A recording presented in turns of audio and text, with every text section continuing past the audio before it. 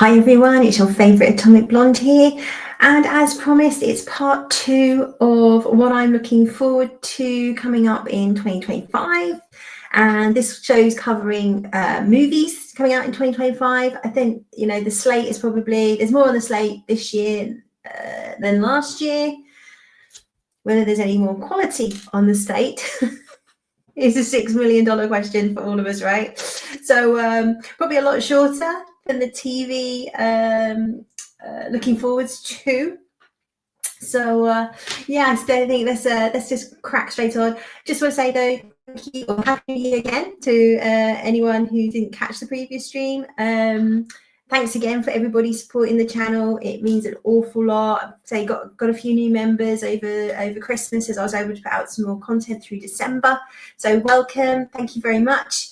I love interaction on this channel, so please do leave me comments on the stream, what I'm talking about. Do you agree with me? Do you disagree with me? And if there's stuff you'd like me to review, could be new or old, let me know and I'm happy to do that too. So welcome to Atomic Blonde. Great to have you and very excited for 2025. So let's get into this, shall we? Okay, then it's about the usual. If I can work the buttons, here we go. Should have enough practice by now. So first off the bat, and I don't think this is a surprise to anybody, I think it's going to be on everybody's list for 2025, and obviously that is James Gunn's Superman. This is due out July 11th, I believe. This could get moved around. Obviously, this is coming out at the same time as Fantastic Four, or initially the same weekends. There's been a jiggery pokery. We'll wait and see what happens. But at the moment, we're sort of scheduled for, say, summer, July 11th, assuming that's also a global release date. I think everybody in the fandom, maybe not the science guys, I don't know, is willing this film to be good, right? I grew up with Christopher Reeve. He was like my Superman, and obviously like Dean Cain on TV. And I do, and obviously on my, I've done the review of the Christopher Reeve documentary, which is a beautiful documentary. It's now actually on Sky Documentaries here in the UK. If you haven't had a chance to see it, I think it's on Prime in America. I highly recommend that documentary, just about the man, his life, and like anything, he wasn't a perfect man, but he basically had a good heart. And to see the struggles after his accident, and the love between his wife and his children. It's a beautiful documentary. It's pretty hard hitting. Like I said, you'll have a heart stone if you don't shed a little tear. But do check out the review, and please do check out the documentary. And like I say, I was taken to cinema to see Superman 1, 2, and 3 when I was a kid. And again, I think the strap line at the time was that "You'll believe a man can fly." This was like 78, I think, just after the year after Star Wars. And it was absolutely amazing. I'm sure kids will watch it now and sort of laugh at some of the blue screen, as it used to be called. It's like sort of green screen now. But a lot of the effects when he sort of first takes off or flies across the Fortress of Solitude still stand up, I think. So it's a very popular character. It was made very popular over each generation, with each generation having their own actor that played. Again, I grew up with Smallville. Absolutely loved that show. This is when it used to be these shows like Supernatural, Buffy, Smallville were all started on the WB and then moved to the CW. So this is when we used to get good stuff coming out of the WB, when people could actually write and were interested in telling stories and not ticking boxes. So, James Gunn has got a massive task on his hands. We've had the teaser trailer. I think, there's not much I can really add to what people have already said. Looks promising. I love the fact they're bringing crypto in. I think it's a nice little touch. And even like Christopher Reeves, there was always something a little bit, I don't want to say silly, but there was always like a sense of humor underneath it all, and I think crypto can maybe bring that sort of lightheartedness. That's the word I was looking for. Lightheartedness to maybe some of the the storyline. I do agree. There's a lot of characters in that. It looks very busy. Whether they can pull off the story and land it all. Nicholas Hoult looks brilliant as Lex Luthor. Very much Michael Rosenbaum vibes there. 100%. And, you know, and he's a great actor. He's got a real pedigree. And obviously he's worked in the Marvel universe as well as, I guess it was a more Sony at the time in X-Men.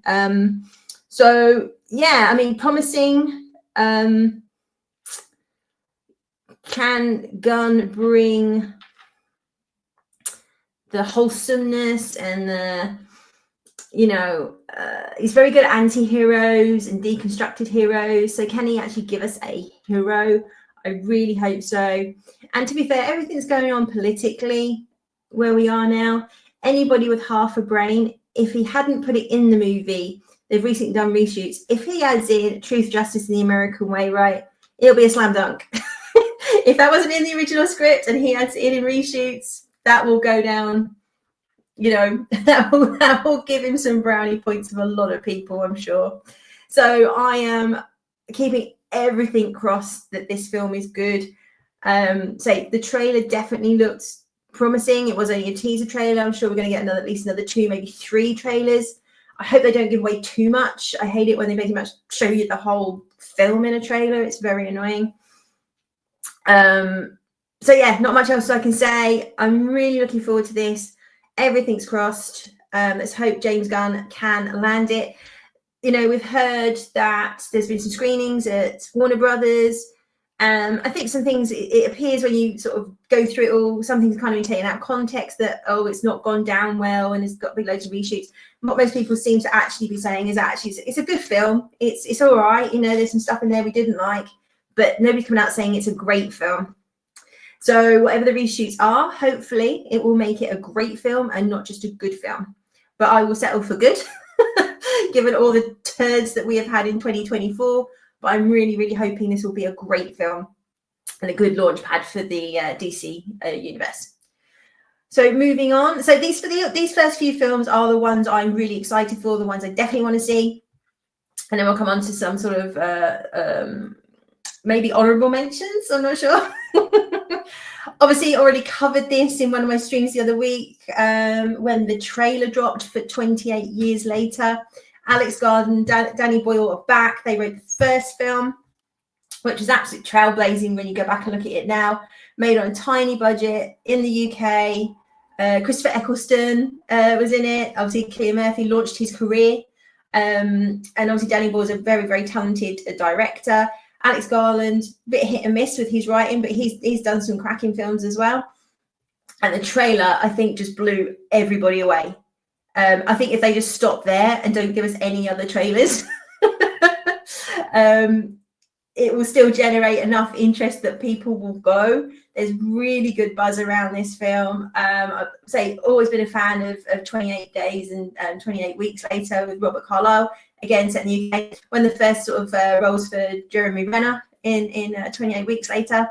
Idris Elba. Again, all fairly small budget. So I'm hoping that kind of sticks that leaning to keeping the budget under control and focus on the storytelling and the characterizations, because that's why the first 2 films worked so well. It was about the characters. It was about surviving and how, you know, people react in a crisis. You know, some people are giving and will work together and keep each other safe. Obviously, some people go incredibly selfish and they're just out for themselves and they don't care who they kill or who they hurt as long as they're okay.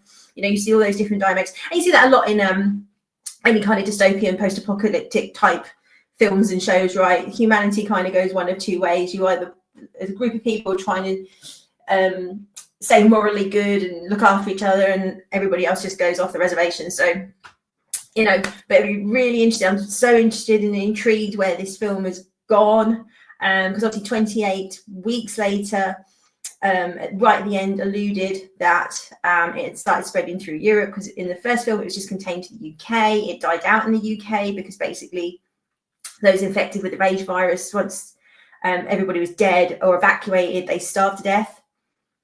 They started reintroducing people with great hubris in 28 Weeks Later.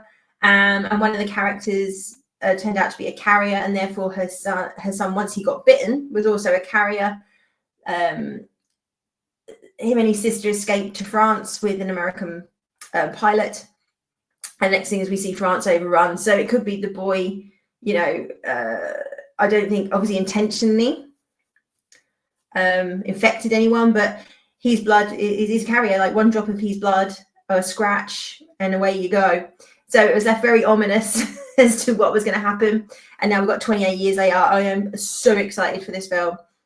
And again, as I said, when the trailer came out after Craven, I bet Aaron Taylor-Johnson is so relieved he's got this film in his back pocket, because his career could be done. So if this doesn't do well, I think his career is in big trouble. I'm quietly confident this is going to be great, and hopefully his career continues. I loved him in Bullet Train. Great performance. Yeah, very excited for this one. I think this might be the one I'm most excited for in 2025. This, then Superman, and the next film that I'm about to talk about, The Monkey. So this is based, I saw this trailer when I went to go see Heretic earlier on in the year. Another great horror film. As you know, on this channel, I like my horror films. I'm starting to do more horror film reviews. I pretty much stuck to so I think, as I've talked about before, like pop culture, like horror, pop culture, sci-fi, you know, they all go hand in hand. And you know, what style of horror films we're getting very much reflects the time that we're in and culturally what's going on, etc., and what commentary we're getting coming out of our horror films. So so towards the end of last year, I'd done quite a few horror film reviews, and obviously at Halloween I'd done my top 10 introduction. Like, if you've not watched horror films before, as like my friend hadn't, I'm like, here's your top 10 starters for 10. This is where you start and work your way through. So this one is based on a short story by Stephen King. I think James Wan is producing it, and Oscar Perkins, who's Anthony Perkins' daughter, I believe, is directing this. Stars Theo James, whom I'm a big fan of. Obviously, again, if you saw my best and worst of 2025, The Gentleman was my #1 show for 2024. Sorry. Getting all excited now. It was my #1 show in 2024, closely followed by The Penguin. So go check out the best and worst of 2024. Starring in this.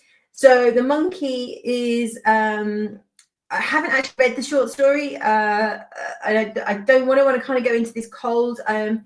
Stephen King is a bit Marmite for me. I like some of his stuff, but I know, and it's probably like, again, big horror reader, but probably blasphemous what I'm saying, and people will be like, what? I don't like his style of writing that much, I have to say.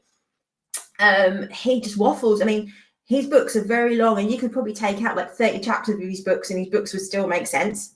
You know, there's lots of, she's looking at the sky, and then she's looking at the railings, and she's ambling and thinking about that day she drank lemonade, and blah blah blah blah blah. And you're just like, I find it hard work. That's why I tend to prefer the films and the adaptations, because they strip all that nonsense out and make it obviously a much more streamlined story. Not to say he's a terrible author. Don't shoot me. His shorter novels and things like Carrie, I love. He's longer ones, they're just a bit, they just amble a bit for me. But that aside, so this is based on a short story, so I'm hoping the adaptation, basically, given that the pedigree involved with this, with the acting, directing, and producing, and the trailer was so gory. And as I was saying, sorry, I lost my train of thought. So The Monkey, I think, is based on like one of those toy monkeys, you know, the thing with the symbols, or some sort of toy that's possessed in some way. It's like a cursed object, and once this sort of, you know, comes into your possession, people will start dying around you very, very quickly, in almost like a bit like Final Destination type ways. But yeah, there was a lot of blood in the trailer. Theo James looked great, like just like what, you know, his whole world's just been turned upside down. Really intrigued by this. It looked a lot of fun. If you find horror films fun, not everybody does. But this is due out February 21st. So I will be hopefully going along to the cinema to watch this one. And yeah, hopefully, given the stable, it's going to be good. So, horror recommendation for 2025. the next three are my final three, and these are, like, as I said, probably like more my honorable mentions. I don't want to go as far as to say I'm excited for these. More, I really want these to be good. And kind of, the jury's out, especially the last two. I mean, like Tron Ares, again, as a kid, went to cinema, saw Tron, blew my tiny little mind. We were just getting computers, and the computer effects at the time was just like, it was jaw-dropping stuff to watch on the screen. The only other film really we had with any kind of computer graphics at that point was probably The Last Starfighter. And that was a few years later. So yeah, going to watch Tron, and it just looked so cool, and all this neon. And then I actually quite enjoyed Tron Legacy. Not a perfect film, and obviously the de-aging technology wasn't that great then. But the overall story I actually enjoyed, and going back to Flynn's Arcade, because they brought in the right amount of, I think, continuity from the first film without it sort of jangling keys at us. And obviously Bruce Boxleiter, who was Tron, which was confusing. Like, people don't, younger kids are like, obviously the main focus was Jeff Bridges' character as Flynn, but the film's called Tron, and Tron's actually a computer code, and that was Bruce Boxleiter. So I heard he's not in this film, which will be a shame, because he's kind of got something called Tron Ares, and Tron's not even in it in any way, shape, or form. That's my understanding. And also, obviously, this is now coming out of the Disney stable. Jared Leto is involved in Disney, plus Jared Leto kind of feels like, box office kiss of death right now. But again, I want to be good so badly. I know, for various channels, the original synopsis or drafts of the scripts were great, like years ago. This has been like in production hell forever, trying to get this third film out. Who knows where it's going? We've got a release date, I think, of, was it October 10th? So, but other than that, we've not really seen, I think we've seen a few teasers, but we've not really seen any, what's this actually about? What's the timeline? Does this follow on from the second one, etc., etc., etc.? So I say I'm desperately wanting this to be good. The stable it's coming out of doesn't give me much hope, but you never know. You never know. As times are changing, and they've got time to do some reshoots. Yes, we'll see. Final Destination Bloodlines. I knew nothing about this film. I didn't know it was being made. It just sort of, I was going through some lists the other day, and I was like, is that like Final Destination, and Googled it a bit. So far, I've looked on IMDb. I haven't really had a chance to search around the internet. I'm sure there's probably some rumors out there, but there's no plot synopsis yet. This is out in May. The only thing I kind of heard is obviously by bloodlines, it's something to do with like maybe the descendants of the characters that were killed in the previous films, or if they've got descendants or families or something like that, So it's quite interesting, because obviously the Last Destination film, the fifth one, they kind of wrapped it up quite succinctly. Spoilers, even though these are really old films. The end of the fifth film loops back into the start of the first film, which I personally really enjoyed. I thought it was quite a nice way of just sewing it all up, and how because everything was like, how did they get these visions? And it's this kind of temporal paradox or something, as the Doctor would say. I don't know. So it's interesting that they've kind of gone back to this franchise, which I really enjoyed. I mean, obviously it was like any franchise, sort of, say, diminishing returns as you went through it. There's only so many different times ways you can kill, interestingly kill people with death after 3 and so Final Destination, I guess, like everything else, looking backwards, what can we mine even more? Again, I'm really hoping maybe this goes in a new direction or brings a new, a bit of blood to the storyline. So intrigued, but ready to be disappointed. And talking of ready to be disappointed, Fantastic Four: First Steps. A terrible name for a film. Everybody's on what? First Steps. Hey, in the main, great casting. Everybody's head scratching, but we all know why. Pedro Pascal has been cast as Reed Richards. I mean, the guy's a Mal Bimbo, right? I mean, you just see him in interviews and various things. I'm just like, I don't get it. I just don't get it. And he's meant to be cast as the smartest man in the world. You know, really? Yeah, whether the love affair with Pedro Pascal will continue into 2025. I mean, he's not exactly box office gold, and his TV series are kind of hit and miss. I mean, we're expecting The Last of Us 2 or season 2 to flop hard if it's based on The Last of Us 2 game, which it appears to be. Apparently they have made some changes, but that ain't gonna do well. Gladiator 2 hasn't done well. You know, Wonder Woman 1984 didn't do well. So his track record is not great. I mean, obviously Mandalorian season 3, absolutely atrocious. We assume he is going to be in the Mandalorian Grogu, but whether he's like, you know, how much he'll be in it. I think, you know, for season 3, he just, you know, done the overdub and occasional shots of when he had to take, you know, because basically he doesn't have his helmet on, right? So and why does he care? He's getting paid $1 gazillion just for reading some lines, right? He can just literally dial it in. So, but again, like everybody else, you know, desperately want this Marvel film to be good. The Fantastic Four, you know, the Sony gave it a go, and there's elements of those films which are great. They are totally rewatchable, but again, didn't quite nail what the Fantastic Four are. And again, with you know, it appears that Disney are trying to course correct a bit. Whether they can course correct enough, or certainly Marvel, Kevin Feige can. I mean, his job is absolutely online. I mean, he already knows Captain America: Brave New World is going to bomb, Ironheart's going to bomb.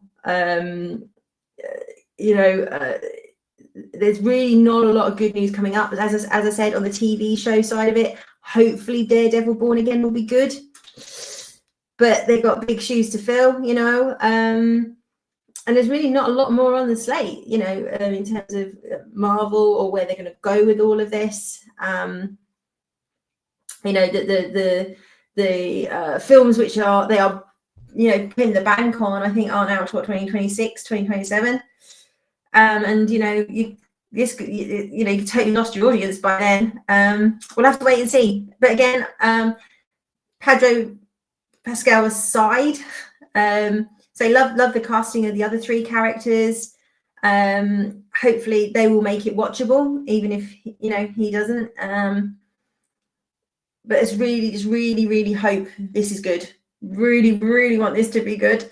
And can you imagine if in July we get a great Superman and a great Fantastic Four? I mean, mind's blown. I'm going, superhero fatigue's over, and it's like, no, it wasn't there to begin with. We just wanted good storytelling and good films. People stop turning up when it's crap, strangely enough, especially when you're asking people to pay, like, you know, 15 to 20 dollars in America. I mean, it's a bit more sensible here, like £7 to £17, I guess, depending on where you are in the country. But even still, you know, it's you know, you've got to get people out of their houses, right? We've got so much entertainment at our fingertips. You've got to get the people's bums off their seats and into the theatres. I love going to the cinema. It's one of my favourite things to do, especially in the winter when it's horrible outside, and you can just go in and hunker down and go watch, you know, some escapism in a theatre. And it'll be absolutely devastating, you know, if we lose cinemas and movie theatres and things like that. But if that's where we're going, that's where we're going. What can I say, you know? But hopefully 2025 will bring us some gems. We can only hope. And it's not all turds. But I think, you know, part of the problem we have right now is we've had such bad films that even when a mid film comes out, it, you know, people are like, oh, that was all right. It was quite good, you know. Like, it's all right or not woke isn't the mark of a great film. You know, people are going to look back at the the 2020s and go, where were those landmark films that kicked cinema forward, or where's the cultural touchstones? And I think there'll be a lot of cultural touchstones of where movies went wrong, where movies lost their way. Are there going to be movies that I think there'll be a lot of movies remembered for all the wrong reasons and not necessarily the right reasons. Obviously, we've got some absolute turkeys coming out with Snow White, Thunderbolts. When I haven't put any out, I am actually looking forward to is Mission Impossible. I did go see Dead Reckoning at the cinema. Those sort of big action films, I think they have to be, watched in the cinema to appreciate all the effects and the size and the scope of them. So I'm looking forward to that. It's not on this list because I'm not mega excited, because again, Dead Reckoning was good. It was fine, but not amazing. Definitely not the best one out of the other 7, where it is. But I'm looking forward to it, and I will definitely go to pictures to see it. So, as ever, as you can see from this lovely little slide here, please like, share, and subscribe, especially if you're new to the channel. You hear us all wang on about it on YouTube, but it is really, really important, and it does help so much. And as I said right at the beginning, I love to hear your comments, your thoughts, what I've said today. What are you looking forward to? Are there some little indie things, or some you're like, how are you not looking forward to this film? Let me know. Really let me know. I'm always interested, and I endeavour to get back to you as well with your comments. So that's it. So go check out my what I'm looking forward to in 2025 TV shows. That was up the other day, and this is the conclusion of films I'm looking forward to. So face value, there can be some absolutely great stuff this year. We can actually feel like we're getting some quality TV and films, or it could be the most disappointing, devastating year yet in terms of turkeys. We'll have to wait and see. But the world is, I read they turned on the Hadron Collider in November, and the world has shifted since. So maybe the world is righting itself. Don't know. We'll have to wait and see. And we still know we've got a lot of dirge coming out that's been made over the last 2 or 3 years that we just have to get out the door. So hopefully we'll see some green shoots in 2025 and some absolute kick-ass stuff in 26, 27. Assuming we haven't all blown each other up by then, right? So hey-ho. Always look on the positive. But escapism is more important than ever when things are difficult and scary, and I think that's why we saw so many fantasy things come out in the late 70s, early 80s.